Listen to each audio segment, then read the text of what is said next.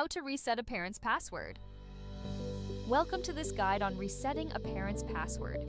This process might be necessary if a parent can't locate their welcome email with the temporary password, or if they need assistance resetting it at any point during their engagement with your center.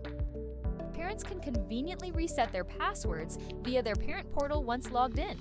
To assist them from your end, start by accessing the Families module. Identify and select the student or parent whose password requires a reset. Open the family profile, then navigate to the parent's profile who needs the password reset. Click on the Reset Password icon. Input the new password according to the provided guidelines, and then click Reset. The password will be updated immediately, and you'll see a confirmation message.